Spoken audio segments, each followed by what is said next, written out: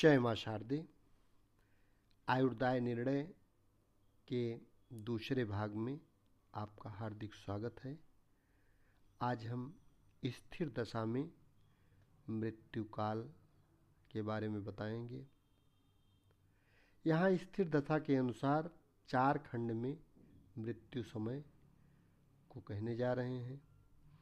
3-3 राशियों के 4 खंड होते हैं। किस खंड में मृत्यु होगी इसको बताएंगे। दीर्घायु, मध्यायु, अल्पायु के भेद चारों खंडों में जहाँ समाप्त हो उसी समय मृत्यु को कहना चाहिए। इसी प्रकार मध्यायु और अल्पायु के खंडों में जिस खंड के जिस दशा में मृत्यु का संदेह हो उसी खंड में उसे कहना चाहिए। यदि कदाचित मृत्यु न हो तो उस समय क्लेश, दुख और भय होता है। पाप ग्रहों के मध्य में स्थित राशि की दशा में मृत्यु होती है। लग्न से अमात्य कारक से त्रिकोण में पाप ग्रह हो अथवा 12वीं 8वीं राशि में पाप ग्रह हो तो उस राशि की दशा में मृत्यु कहना चाहिए। पाप ग्रह की राशि से त्रिकोण में अथवा 12वीं 8वीं राशि में पाप ग्रह हो तो उस राशि की दशा में मृत्यु होती है। शुभ ग्रह के मध्य की राशि में मृत्यु नहीं होती है और पाप ग्रह के मध्य की राशि की दशा में मृत्यु होती है। फिर भी निधन राशि के दोष को कहा जाता है। 12-8 के स्वामी क्षीण चंद्रमा और शुक्र से देखे जाते हों तो उनकी दशा में निधन होता है। केवल क्षीण चंद्रमा और शुक्र की दृष्टि भाव में स्थिर दशा में मृत्यु होती है। पाप ग्रह के मध्य में स्थित अष्टम स्थान को पूर्वोक्त क्षीण चंद्रमा व शुक्र व 10-6 भाव के स्वामी देखते हों तो इसकी दशा में निधन होता है। अथवा 10-6 के स्वामी से देखी जाती हुई अष्टमस्थ पापद्वय मध्य स्थित राशि की अंतर्दशा में निधन होता है। पूर्वोक्त निधन स्थान के समय महादशा में 10-6 भाव के नवांश राशि के अंतर में निधन होता है। पूर्व में कहे हुए पिंडायु के 12 भेद में नीचाधादि अपहार से 38 भेद होते हैं, किंतु सभी ग्रह बली हों और स्व उच्चांश दिग्वीर्य चेष्टा बल आदि से युक्त हों तो 38 भेद होता है। यदि अपने उच्च आदि से संस्कृत हो तो 76 भेद होता है। लग्न आदि 12 भाव में ग्रहों के स्थित भेद से 84 भेद होते हैं। स्व उच्चाद स्थित के भेद से 1512 भेद होते हैं। लग्न बली हो तो अंशायुर्दाय लेना चाहिए। सूर्य बली हो तो पिंडायु, चंद्रमा बली हो तो निसर्गायु, मंगल बली हो तो सत स्वरांश सायुर्दाय, बुध बली हो तो नक्षत्रायुर्दाय, गुरु बली हो तो नवांशायुर्दाय, शुक्र बली हो तो स्वरांशायुर्दाय और शनि बलवान हो तो करदाय लेना चाहिए। यहाँ विशेष यह है कि स्व उच्च वर्ग में पिंडायु, स्व नीच वर्ग में निसर्गायु, त्रिवर्ग में हो तो स्वरांशायु, शत्रुवर्ग में नक्षत्रायु, अति नीच नवांश में हो तो समुदायाष्टक वर्गायु, अति शत्रु नवांश राशि में भिन्नाष्टक वर्गायु लेना चाहिए। यदि ग्रह मूल त्रिकोण आदि त्रिवर्ग में हो तो पूर्वोक्त रीत से वृद्धि करना, नीच शत्रु वर्ग में हो तो हानि करना चाहिए। समशत्रु वर्ग में स्थित ग्रह के आयुष्य में हानि वृद्धि नहीं करना चाहिए। यदि सूर्य आदि ग्रह अत्यंत बलवान होकर लग्न में बैठे हों तो क्रम से पिंडायु, ध्रुवायु, समुदायाष्टक वर्गायु, भिन्नाष्टक वर्गायु, प्रक्रमानुगत अंशकायु और करायु लेना चाहिए।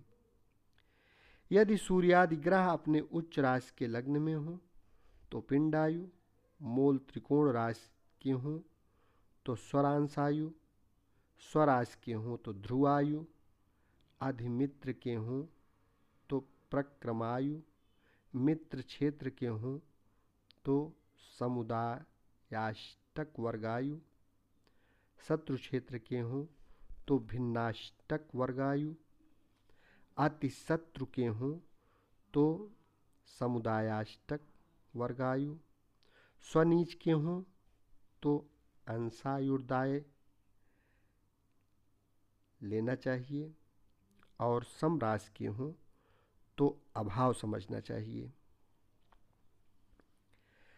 भावानुसार आयु की विचार की बात करें तो लग्न से चतुर्थ भावस्थ ग्रह का ध्रुवायु लेना, सप्तस्थ का पैड्य, दशमस्थ और द्वितीयस्थ का स्वरांशायु, तृतीय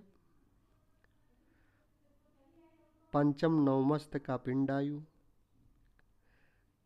खष्ठस्थ का भिन्न वर्गायु, मृत्युगतस्थ तथा समुदायाष्टक वर्गायु, एकादशस्थ का पिंडायु, स्वरांश ध्रुवायु में से किसी एक को लेना चाहिए और लग्नस्थ का पिंडायु लेना चाहिए। मृत्सायुर्दाय क्रम की अगर हम बात करें तो एकादश भाव में सूर्य, चंद्रमा, मंगल, बुध, गुरु, शुक्र, शनि ये मिश्रायु देने वाले होते हैं। लग्न तीसरा, तृतीय, पंचम और नवम भाव में क्रम से गुरु, मंगल, बुध, सूर्य, चंद्र, शनि, शुक्र आयुर्दायक होते हैं। दूसरे भाव में शुक्र, शनि, गुरु, बुध, सूर्य, मंगल, चंद्रमा आयुर्दाय कारक हैं। चौथे भाव में बुध, सूर्य, मंगल, चंद्रमा, शुक्र, शनि, गुरु आयुर्दायक हैं। सातवें भाव में चंद्रमा, मंगल, सूर्य, बुध, शनि, गुरु, शुक्र आयुर्दाय हैं। आठवें भाव में मंगल, सूर्य, शनि, गुरु, शुक्र, बुध, चंद्रमा आयुर्दायक हैं। छठवें भाव में सूर्य, चंद्रमा, शुक्र, शनि, मंगल, गुरु, बुध आयुर्दायक हैं। 12वें भाव में बुध, सूर्य, चंद्रमा, शुक्र, मंगल, गुरु आयुर्दायक हैं। 10वें भाव में मंगल, गुरु, बुध, सूर्य, चंद्र, शुक्र, शनि आयुर्दायक हैं।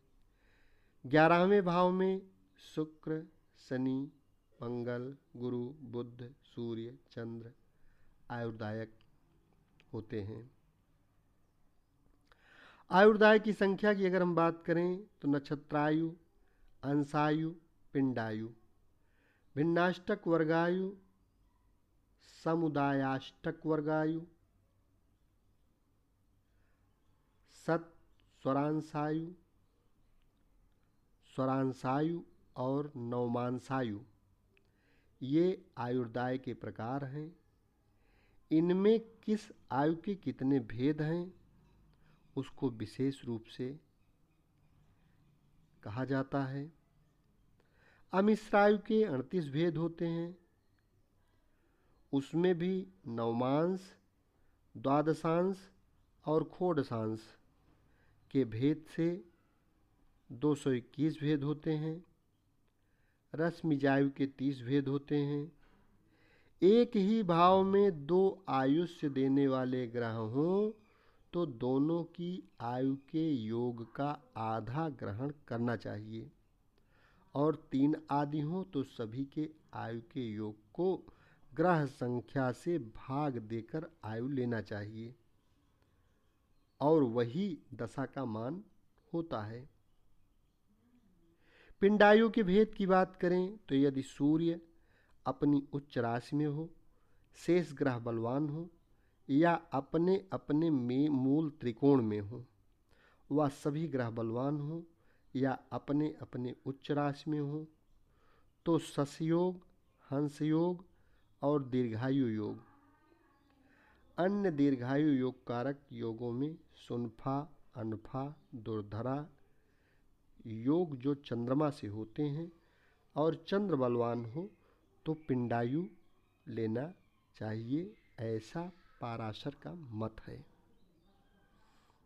इसी बात को दूसरे प्रकार से कहा जाता है कि गुरु लग्न में हो, 10वें भाव में हो, पूर्ण चंद्रमा चौथे भाव में व 7वें भाव में हो और बलवान हो, शुभ ग्रह 5, 9, 3, 6, 10, 11 भाव में हो और पाप ग्रह 1, 2, 12, 8 भाव में हो, अथवा शुभ ग्रह केंद्र और 3, 6, 10, 11 भाव में और पाप ग्रह इससे भिन्न स्थान में हो तो पिंडायु लेना चाहिए, अथवा 12, 8, 6 भाव में क्रम से सूर्य, मंगल, चंद्रमा हो तो पिंडायु लेना चाहिए, अथवा पाप ग्रह 1, 8, 7 भाव में और शुभ ग्रह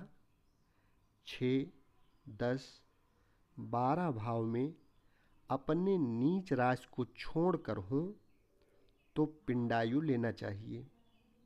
यदि शनि अपने उच्च राशि यानी तुला राशि का होकर लग्न में हो तो ध्रुवायु लेना चाहिए। वीणा, कार्मुक, चक्र, गदा, अर्धचंद्र योगों में से कोई योग हो और सूर्य बलवान हो तो पिंडायु लेना चाहिए। लग्न बली हो तो अंशायु, चंद्र बली हो तो ध्रुवायु ग्रहण करना चाहिए। मंगल बली हो तो भिन्नाष्टक वर्गायु, बुध बली हो तो नक्षत्रायु, गुरु बली हो तो नक्षत्रायु, शुक्र बली हो तो प्रक्रमानुगतायु लेना चाहिए। शनि बली हो तो समुदाष्टक वर्गायु लेना चाहिए। वापी, पास, सर, पद्म, समुद्र इनमें कोई योग हो तो सूर्यादि ग्रहों में जो बलवान हो उसी क्रम से नवांशायु, ध्रुवायु, पांड्यायु, स्वरांशकायु, भिन्नाष्टकायु, अंशायु और नक्षत्रांशायु को लेना चाहिए।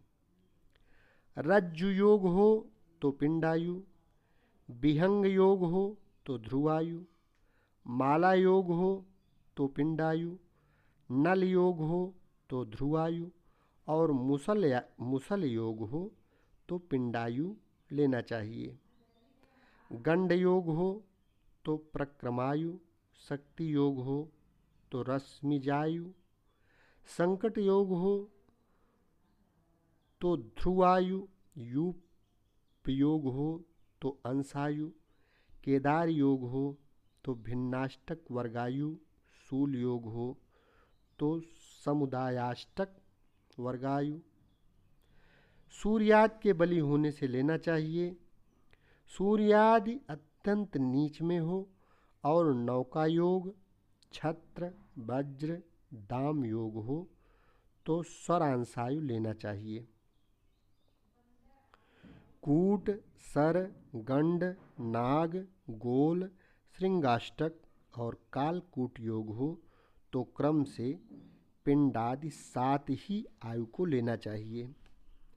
लग्न के प्रथम देशकाण हो, लग्न में प्रथम देशकाण हो तो पैंडय, दूसरा हो तो ध्रुवायु और तीसरा हो तो स्वरांशायु लेना।